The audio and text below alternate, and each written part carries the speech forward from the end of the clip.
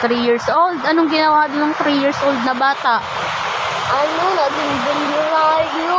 Bakit? Ano bang ginawa niya? Nag-vlog siya ng nag-vlog, tapos babot ng 6 million. Bo, ang dami naman. Tapos yung isang video niya, guys,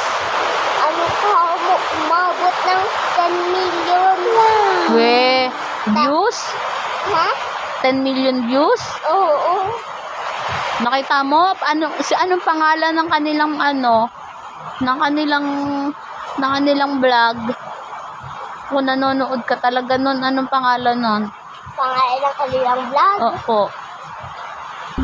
Mga ka-wonder. Ka-wonder? Sino ba yung ka-wonder na yan? Taga-ibang bansa siya. Tapos, eto yung malala. Ano yung malala? Yung sa subscriber niya dun sa TikTok, maraming iPhone. Namimigay siya ng iPhone? Oo, kung sino daw yung mag-subscribe. Kung sinong mag-subscribe, ay pag ikaw marami ka ng followers, ikaw marami ka ng subscriber, pag marami ka ng pera, mamimigay ka rin ba ng iPhone? Siyempre naman. Ayos Bibigyan mo rin si mama. Opo. Bibigyan mo rin si papa. Oo. Ikaw, anong cellphone mo? iPhone 50. iPhone 50? Oo. Aba, kailan ka pa sisikat kung iPhone 50? Wala pa kang iPhone 50. Ganito kasi yan, guys. Anong guys? Ikot-ikot ka, guys. Yung Masayang masaya ka kasi walang pasok.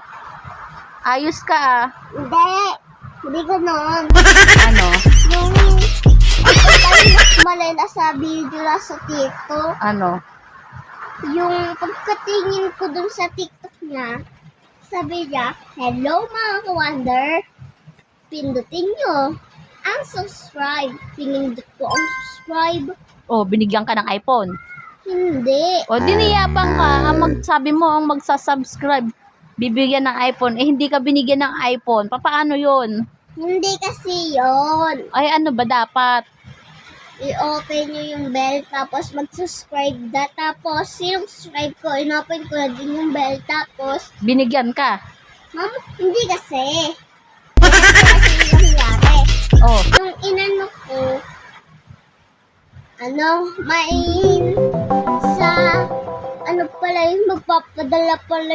magpapadala pa yun sa Pinas, sa ibang bansa yung nakatira.